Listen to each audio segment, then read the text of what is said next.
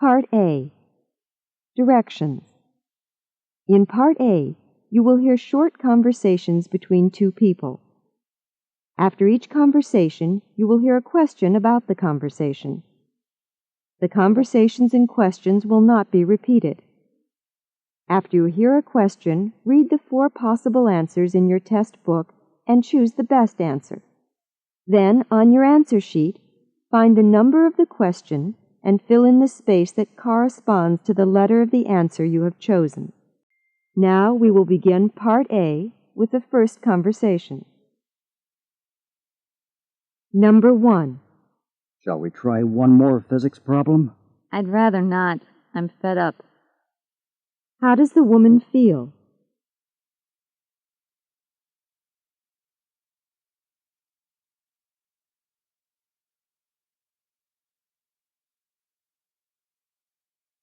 Number 2. Will I need to have this tooth pulled? I don't think so. Let's try filling it first. Where does this conversation probably take place?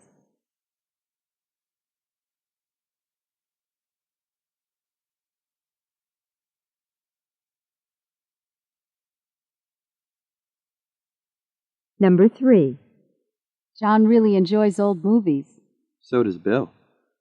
What does the man mean?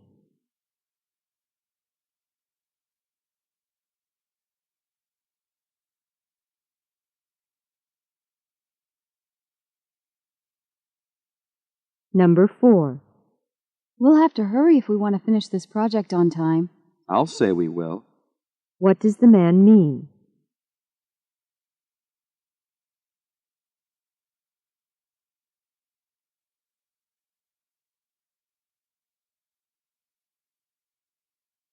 Number 5. I should keep working, but I don't feel like it. Why don't you take a breather? What does the woman think the man should do?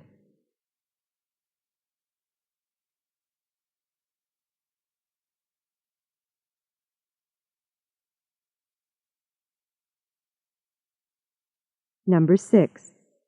I take it for granted you're happy with your choice of university. Well, as it turns out, I'm not, really. What do we learn about the man?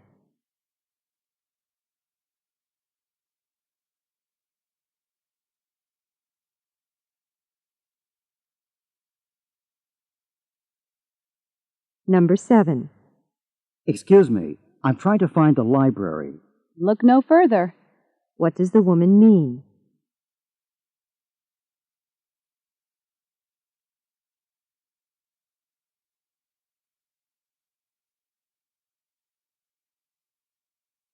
Number 8. Are you going to be working in the garage long? Until I can finish fixing this lawnmower. What is the woman going to do?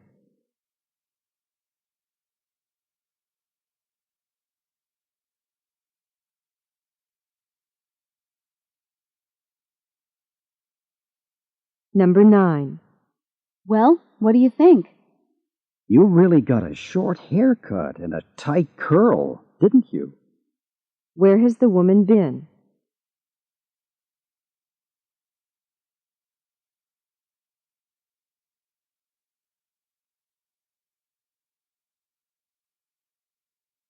Number 10.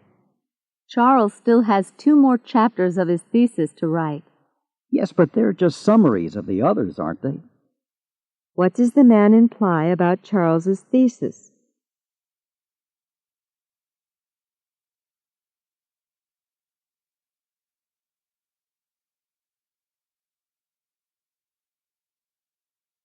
Number 11. Can you tell me where I might borrow a typewriter? The library has some. You can use one there. What will the man probably do next?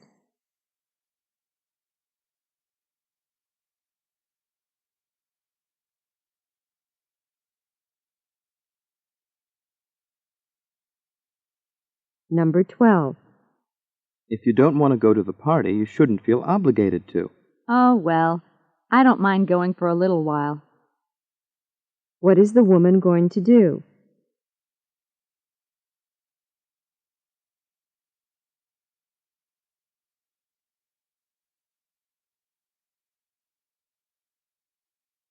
Number 13. Did you get the car you wanted? No, someone beat me to it. What does the man mean?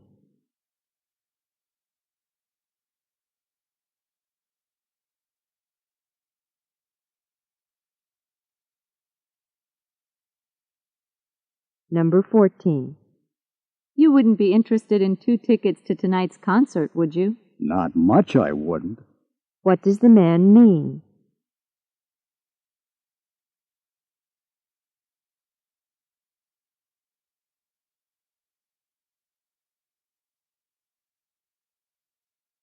Number 15. I was pretty taken aback at Dan's reaction to our proposal. Me too. And I thought some of his comments were really out of line. How does the woman feel?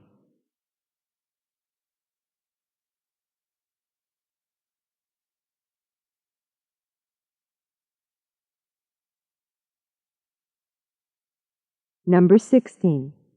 Sorry, this seat is already taken. Oops. I didn't realize anyone was sitting there. What will the woman probably do?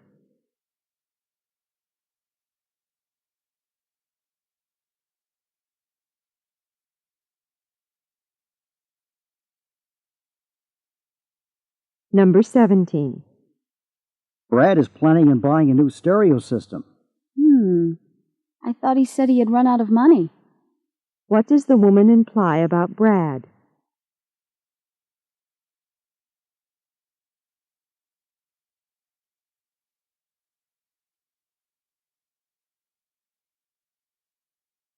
Number 18. Has anyone notified Susan of the meeting? Don't look at me. What does the man mean?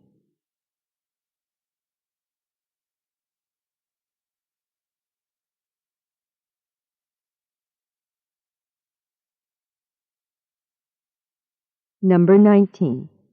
I understand you've been offered that position you applied for. Congratulations. What position is that? I haven't started looking for jobs yet. What does the man mean?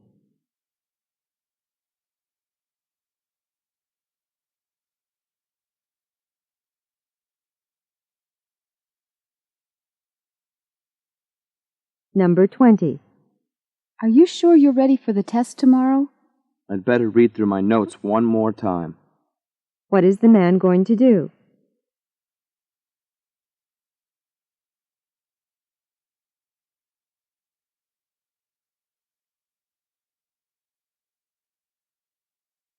Number 21.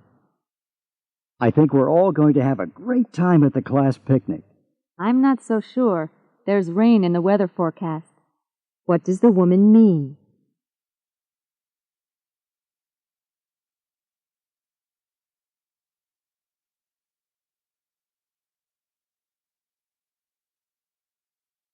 Number 22. Could I get my tape player back? I just bought a new cassette and I'd like to try it out. I'm not exactly sure how to break this to you, but I can't seem to find it. What is the man's problem?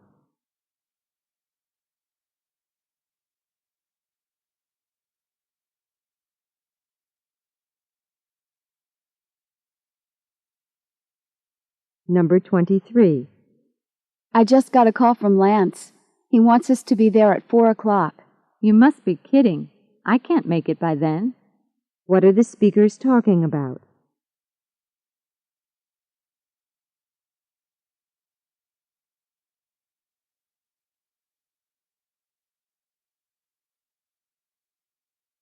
Number 24. I'm hoping to go to Ted's graduation on Friday. But you have to work that day, don't you? What does the man imply about the woman?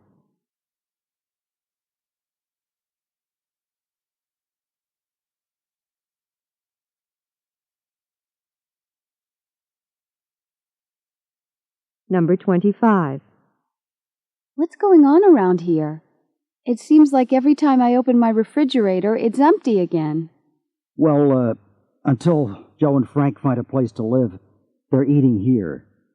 What are Joe and Frank doing?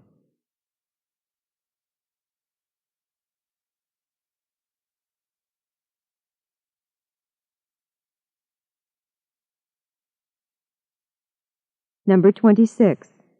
Do you know where Anne is? We were supposed to meet here. Well, her coat is here on her desk. What does the woman imply about Anne?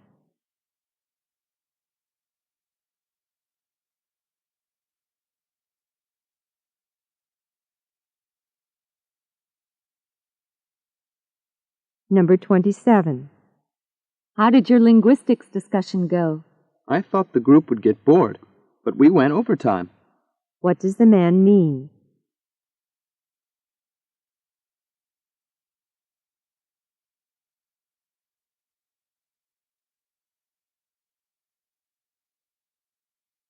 Number 28.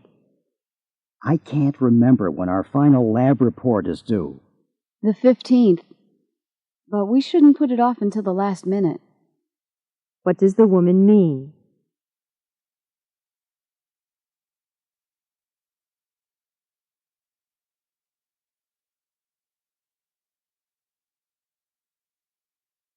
Number 29. Did you enjoy Gary's presentation? I couldn't figure out what he was getting at. What does the woman mean?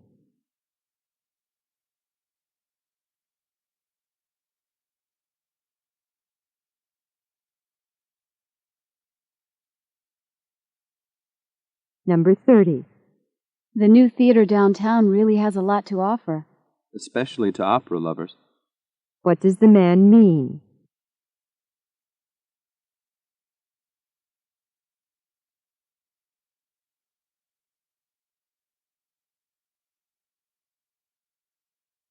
This is the end of Part A. Go on to Part B.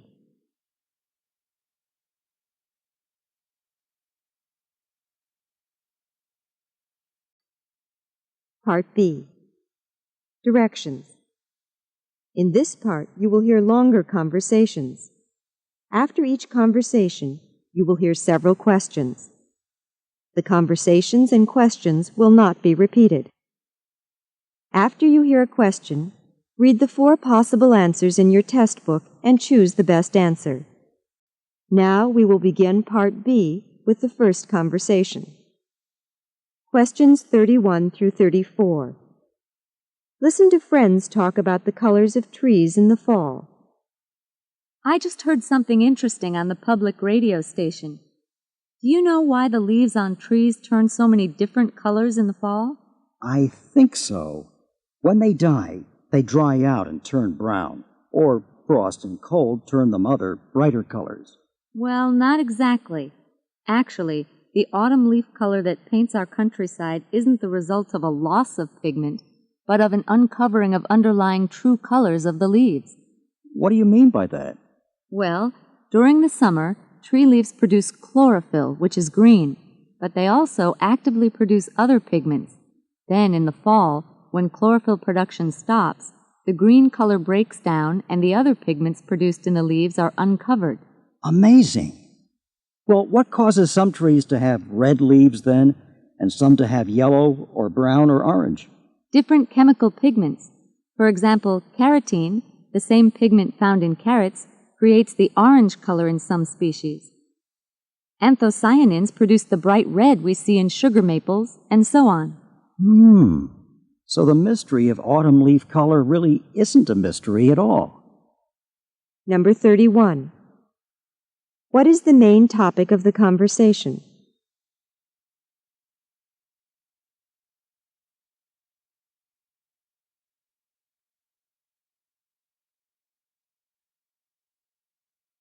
Number 32. What prompted the conversation?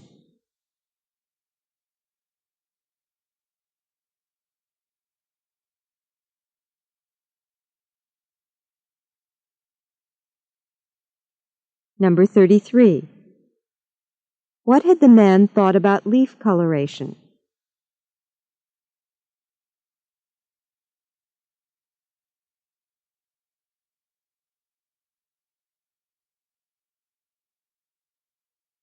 Number 34. What causes the different colors found in autumn leaves?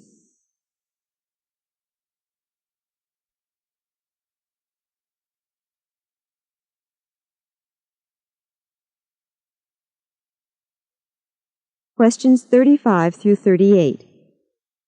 Listen to a telephone conversation between two students.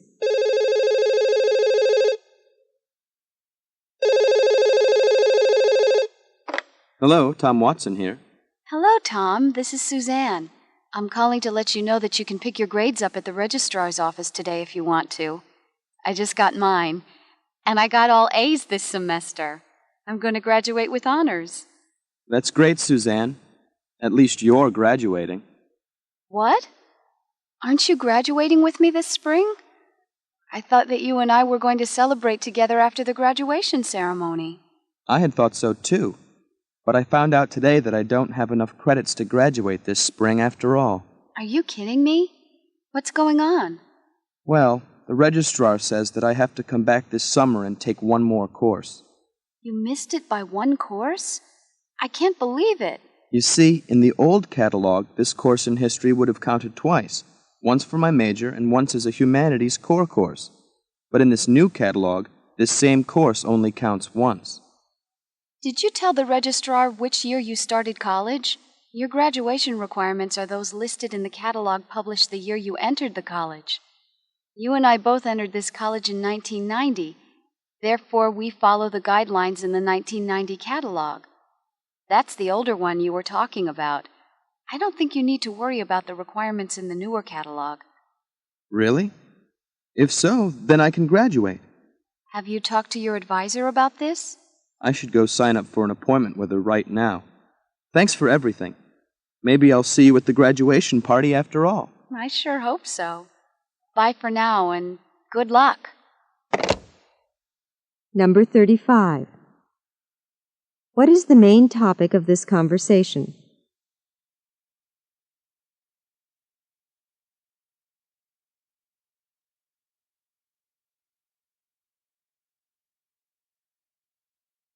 Number 36. Why is Tom disappointed?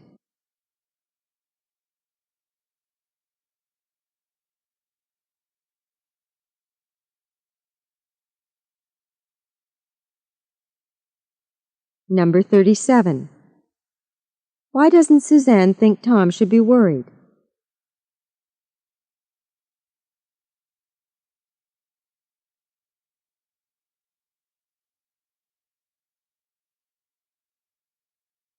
Number 38. What will Tom probably do next?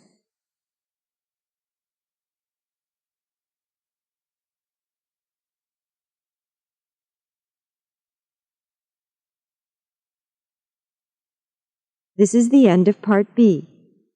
Go on to Part C.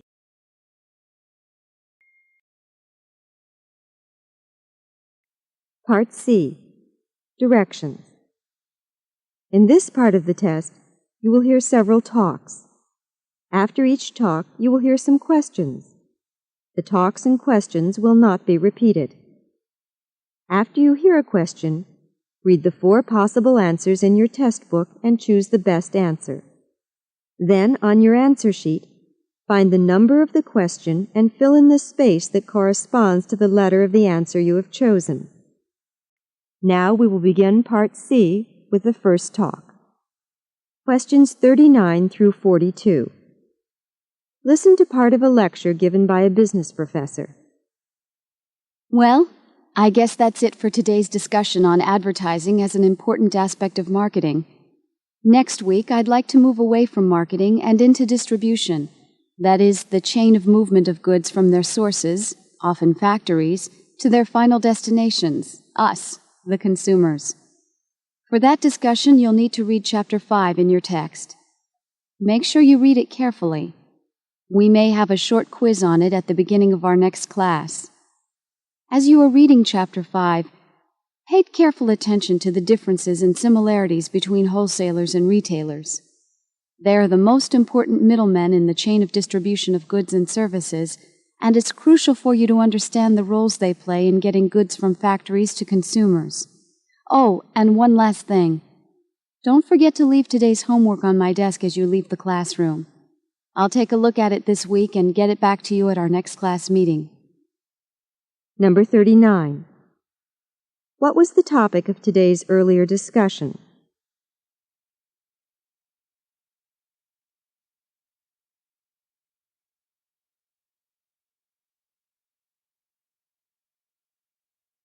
Number 40. According to the speaker, what is distribution?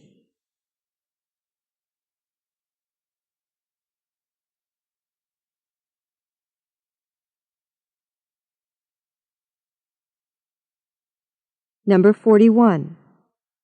What might happen at the beginning of the next class?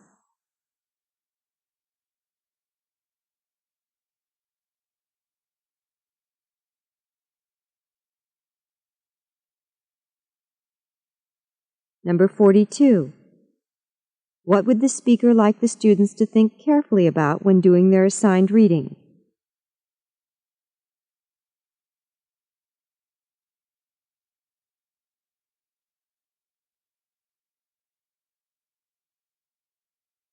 Questions 43 through 46. Listen to a talk given by a museum guide. Good morning, ladies and gentlemen. I'm Sam Connor, and I'll be your guide through the first wing of the exhibits this morning. Before we start out, let me give you some orientation to the museum itself. First of all, we have the central gallery, which is used for special exhibitions that change frequently. Then, to our right, is the entrance to the art gallery, which also contains the museum research library. This library is available for extensive research assistance for our patrons by appointment. To our left is the Firearms Museum, which you can see is still partially under construction and unfortunately not open for our visit this morning. Directly ahead, through the garden area, is the Indian Museum, of which we are extremely proud. We are thought to have the most complete collection of Indian art and artifacts in this part of the United States. The youngsters will surely enjoy the teepee hall, a replica of an 1890 Sioux camp. You may enter the teepees, but do not touch the exhibits. I'm sorry to announce that there will be a brief delay in our tour due to the many school visits at this time of year. Please visit our gift shop or stroll through the sculpture garden while we are waiting. The tour should begin in 15 minutes. Number 43. What can be found in the Central Gallery?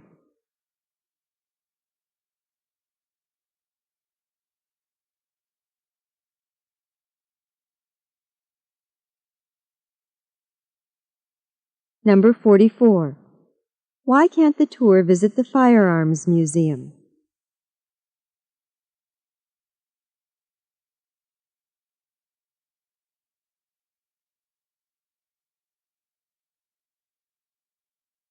Number 45.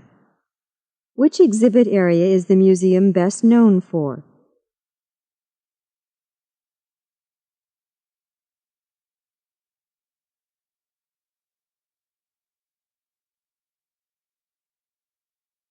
Number 46.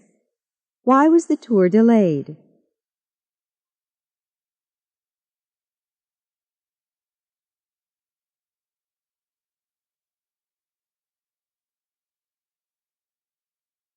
Questions 47 through 50. Listen to a radio talk about safety procedures during a storm. Nearly everyone knows that during a storm, one should not seek shelter under a tree. Tall trees actually attract lightning. The tree is a poor conductor of electricity, and its resistance can force part of the current to flash out at any person or object near it. On the other hand, steel buildings, trains, and automobiles provide good paths to the ground for the electricity and are well insulated. They usually provide safe shelters during an electrical storm. Fishermen and those engaged in water sports should head for land when a storm approaches. Boats are common targets for lightning, and round flashes of lightning which look like fire are sometimes seen around ships, airplanes, steeple clocks, and tall trees. Because lightning occurs so frequently, outdoorsmen especially should know the following safety rules. Rule number 1. During a storm, get indoors if at all possible. Rule number 2. Never stay on a bicycle or horse or hold a metal object such as a fishing rod, shovel, or golf club in your hand. Rule number 3. If you are caught outdoors, lie down or stay on low ground or in a ditch if possible. And rule number 4. Stay away from a body of water, and if you are swimming, get out of the water immediately. Number 47. What is the purpose of this talk?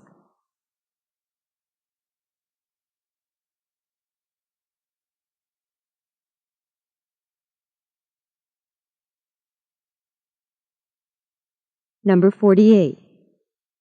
According to the speaker, why isn't it a good idea to stand near a tall tree during a thunderstorm?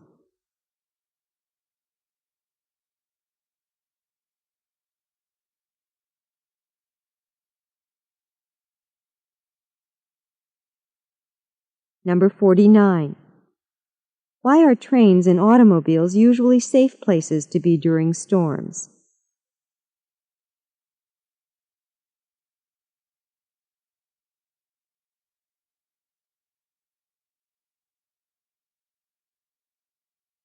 Number 50. What should you do if you can't get indoors during a storm?